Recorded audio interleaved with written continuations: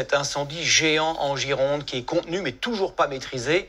En d'autres termes, les 1000 pompiers mobilisés jour et nuit essaient de ralentir la progression des flammes. Depuis avant-hier, 1800 habitants ont dû être évacués. Henri Dreyfus et toutes nos équipes sur le terrain. Ce sont sans doute ces rotations ininterrompues de Canadair qui ont abouti ce soir à un premier succès. À Somos, la progression du feu est ralentie. Mais les pompiers doivent composer avec un vent capricieux.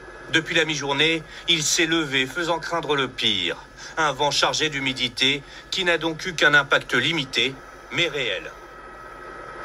Il y a des reprises nombreuses sur des terrains qui sont verts, donc c'est-à-dire en forêt. Avec des bulldozers, on a nettoyé la forêt pour éviter justement les reprises. Mais en revanche, on a tout le périmètre et tout le vert de la forêt qui reste problématique. Entre ce matin et ce soir, l'incendie a très peu progressé. Mais depuis lundi, 3700 hectares ont été consumés. Le répit est de courte durée pour les pompiers qui, dès les premières heures du jour, s'affairent à nettoyer les lisières. Ça a brûlé la l'eau, ça a brûlé. Cette nuit, avec des renforts venus de tout le pays, le millier de pompiers mobilisés n'a cessé de combattre la progression du feu. Certains sont exténués, mais pas question de faiblir. Les nuits sont longues, mais ils savent aussi qu'il y a de la relève qui va arriver. Les collègues seront là et c'est de la solidarité, la cohésion. On ne peut pas se décourager parce que la population compte sur nous. Chacun sait aussi que la victoire ne sera pas totale sans une météo plus favorable. La meilleure météo, ce sera de la pluie, mais on ne l'en a pas pour l'instant. Et ce n'est pas annoncé d'ici la fin de semaine. C'est pour ça d'ailleurs que j'ai demandé le renforcement de l'ensemble des unités opérationnelles jusqu'à dimanche. Autant de renforts qui sont espérés dans les plus brefs délais par des pompiers à bout de force.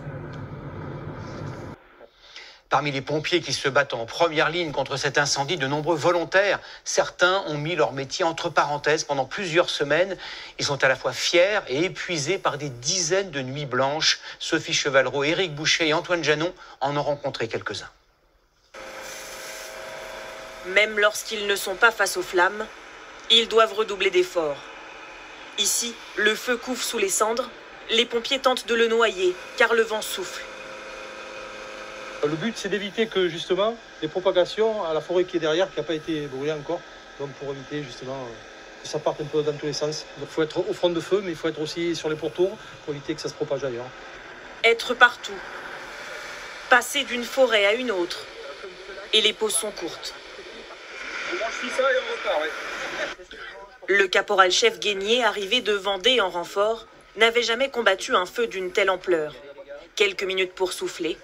Ces moments-là, ouais, qu'on décompresse, ça fait du bien, on échange, donc on dit ouais, ça, là c'était chaud, voilà quoi, mais sinon on réfléchit pas trop, qu'en fait on met en œuvre ce qu'on nous a appris. Allez les garçons, ouais. On va y aller. Il faut déjà repartir. On vient de se poser, on a déjeuné, on s'est renforcé et on est appelé tout de suite pour faire des défenses de points sensibles. Menuisier et ébéniste, le sergent-chef Gosse a dû quitter précipitamment la Normandie hier soir. J'ai pris mon sac, j'ai tout laissé à la maison, femme et enfants, et je suis parti. Nous, on est que des volontaires, on a le boulot, la vie de tous les jours à gérer. Lui et son équipe ont été envoyés 23 fois en renfort sur des incendies cet été. Ils ont déjà passé 2 semaines en Gironde le mois dernier. La fatigue, ils apprennent à vivre avec. Vous n'allez pas dormir tout de suite? On ira quand ce sera notre tour. On ne sait pas, ça peut être... je sais pas, on n'a pas d'infos là-dessus, puis on n'y pense pas vraiment. C'est pas la priorité.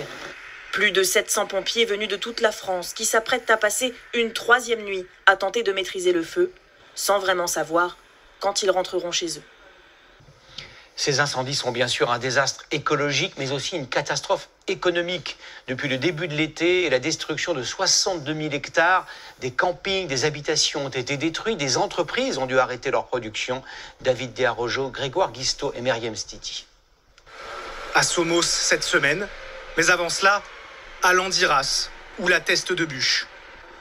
Chaque journée d'incendie, chaque nuit, des moyens considérables sont engagés. Quel en est le coût pour les pompiers? Réponse saisissante.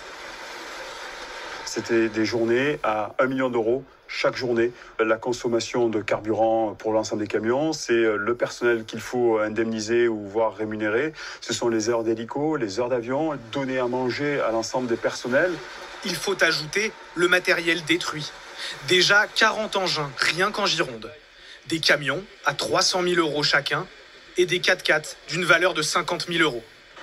Ces feux historiques laissent également une empreinte sur la saison touristique et des professionnels en grande difficulté.